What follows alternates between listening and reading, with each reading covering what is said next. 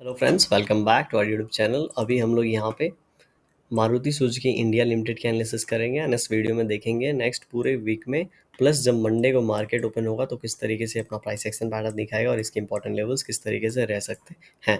तो अभी यहाँ पे जिस तरीके से प्राइस एक्शन पैटर्न बना है हम लोग directly one day time frame पे चलते हैं। And one day time frame पे अगर हम लोग इसको देख रहे होंगे तो बहुत ज़्यादा किसी भी और प्राइस एक्शन पैटर्न हम लोग को नहीं दिख रहा होगा। नीचे की ओर 12,000, ऊपर की ओर 13,000, यहाँ पे 1,000 का एक रेंज बना है और ये रेंज लगभग लगभग अगर आप देखेंगे तो कहीं न कहीं मार्च 2024 से ये बना है। इसके पहले की अगर रैली देखेंगे आप, ठीक है, तो इसने जनवरी 24 से रैली करना स्टार्ट किया था। ये तब अप्रॉक्स लगभग लगभग 3-4 महीने से ये 10,000 के आसपास ट्रेवल कर रहा था। उसके बाद यहाँ से जर्नी स्टार्ट करके इसने हाई लगाया 13,000 का, मतलब यहाँ से 10,000 से लगभग लगभग 30% का रिटर्न दिया, मोर देन 30%। एंड उसके बाद जाके फिर से ये लगभग लगभग 5 महीने से ये साइडवेज जा रहा है। ठीक है, अगर कोई शेयर बहुत बड़ा बन चुका है, ठीक है, तो एक बार यहाँ पे इसने होल्ड किया। इसका एवरेज प्राइस लगभग लगभग 8-9,000 के आसपास था। फिर यहाँ से बहुत ही अच्छी रैली दी और फिर से ये यहाँ पे साइडवेज जा रहा है। तो ये चीज़ तो हम लोग को सभी को समझ में आ रहा होगा, फिर भी हम जाके इसी में बार बार ट्रेड कर रहे होंगे। मुझे पता है क्यों, क्योंकि ये शेयर अभी ट्रेंडिंग नहीं है। अभी ट्रेंडिंग कैसे पता चलता है, एक हम लोग को ब्रेकआउट मिलके थोड़ा सा ये रैली कर रहा हो, ठीक है, एक दो कैंडल बाहर गया हो, यहाँ पे रैली किया कर रहा हो, तो पता चलता है कि ये थोड़ा ट्रेंडिंग है। लेकिन ये जब पिछले 5-6 महीने से यहाँ पे साइडवेज जा रहा है तो यहाँ पे जो भी लोग यहाँ पे अगर ऑप्शंस में ट्रेड कर रहे होंगे तो उनके ऑप्शंस बहुत जल्दी एक्सपायर हो जाए, मतलब यहाँ पे जब भी एक्सपायर हो रहे होंगे तो उनका जो भी प्रीमियम हो रहा होगा वो बहुत बार जीरो हो जा रहा होगा और अच्छा खासा लॉस हम लोग को देखने को मिल रहा होगा। इसीलिए कभी भी कोई भी अगर आप ट्रेड लेते हैं तो अगर आपका सिस्टम जब वो ट्रिगर करता है उसको 2-3 तरीकों से यहाँ पे वेरीफाई करिए, क्रॉस चेक करिए एंड उसके बाद उसमें जाके ट्रेड लेंगे तो ज़्यादा बेनिफिशियल होगा। क्योंकि किसी भी शेयर में जाके अगर आप ट्रेड लेते हैं तो हो सकता है आपका अच्छा खासा लॉस हो जाए। ओके, तो अब हम लोग यहाँ पे क्या देख रहे हैं, वीकली टाइम फ्रेम पे चलते हैं, फिर हम लोग डेली टाइम फ्रेम पे यहाँ पे आएंगे। एंड चार्ट में रीसेट कर देता हूँ। तो वीकली टाइम फ्रेम पे जब हम लोग देख रहे हैं तो कहीं ना कहीं हम लोगों को ये लगभग लगभग 2020 से जिस तरीके से ये ऊपर की ओर गया है, ठीक है, तो ऊपर की ओर जाने के बाद भी यहाँ पे ये वाला जो है ये मूव ज़्यादा बड़ा आपको नज़र नहीं आ रहा होगा, है ना। लेकिन जो ये 2023 मार्च से स्टार्ट किया है मूव, ये कहीं ना कहीं आपको ये नोटिस में आ रहा होगा, मतलब यहाँ पे एक अच्छा मोमेंटम हुआ है।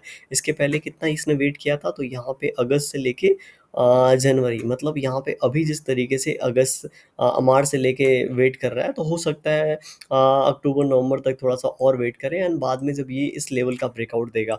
हम लोगों को अगर टाइम फ्रेम नहीं देखना है तो एक चीज़ ध्यान देना है कि 13,000 के ऊपर हम लोग को क्लोजिंग मिलनी चाहिए वीकली टाइम फ्रेम पे।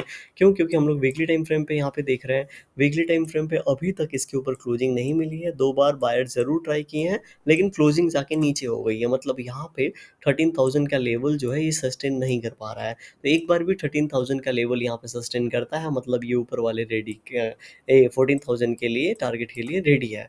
अब लास्ट 2 वीक का अगर आप यहाँ पे प्राइस एक्शन पैटर्न देखेंगे तो आपको कुछ पॉइंट्स यहाँ पे क्लियर होगा। पॉइंट क्या क्लियर होगा कि यहाँ पे 12,000 है, ठीक है। इसके पहले यहाँ पे 2 वीक एक इनसाइड कैंडल बनाया है। मैंने आपको हमेशा बताया कि इनसाइड कैंडल बनता है तो बहुत ही अच्छी बात होती है। इसके पहले ये रेड कैंडल वाला इनसाइड कैंडल, तो इनसाइड कैंडल के अंदर इनसाइड कैंडल है तो हम लोग क्या कर सकते हैं, अगर ये रेड कैंडल है तो अगर इसका ब्रेकआउट होता है तो हायर चांसेस कि ऊपर की ओर जाए और इस रेड कैंडल के हाई को यहाँ पे जाके हिट करे। एंड रेड कैंडल के हाई को हिट करता है तो हम लोग को इसका 1:1 ऊपर की ओर प्लाट करेंगे, कहीं ना कहीं 13,000 के आसपास मिलेगा। और इस तरीके से अगर हम लोग थोड़ी सी प्लानिंग करेंगे हो सकता है ये जो चैनल पैटर्न में है इसका हम लोग को थोड़ा सा ऊपर वाला पार्ट में जाए तो यहाँ पे कुछ प्रॉफिट हो जाए। समझ रहे हैं, अगर यहाँ से ब्रेक डाउन करता है जिस तरीके से यहाँ पे इनसाइड कैंडल बना है, अगर ये रेड कैंडल का यहाँ पे लो ब्रेक डाउन करता है तो देख रहे होंगे किस तरीके से 12,000 को इसने यहाँ पे अभी तक क्लोजिंग नहीं दिया, इसके नीचे क्लोजिंग मिलता है, मतलब ये लगभग लगभग 11,400 इन लेवल्स को आके रीटेस्ट करने वाला है एंड फिर देखेंगे किस तरीके से ऊपर की ओर जाता है। अगर ऐसा कुछ होता है तो मेनली हम लोग को ट्रेंड लाइन ड्रॉ करके रखना है और ये ट्रेंड लाइन जब भी ब्रेकआउट होगा तब हम लोग इसके बारे में फिर से सोचेंगे।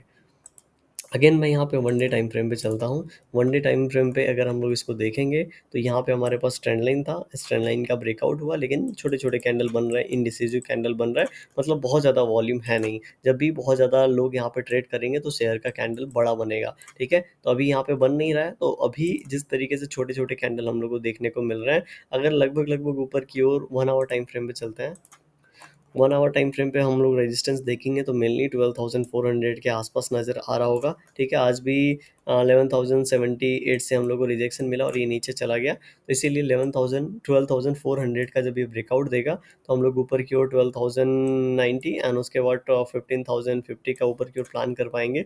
नीचे की ओर यहाँ पे लगभग लगभग 12,100 का ब्रेकडाउन मिलेगा, तो 12,000 का पहला लेवल एंड उसके बाद का लेवल जो होगा यहाँ पे 11,970 का देखने को मिल सकता है। तो इस तरीके से मारुति मंडे को अपना प्राइस एक्शन पैटर्न दिखा सकता है। वीडियो पसंद आएगा तो लाइक कर सकते हैं, चैनल पर नए होंगे सब्सक्राइब कर सकते हैं। Thank you for watching this video.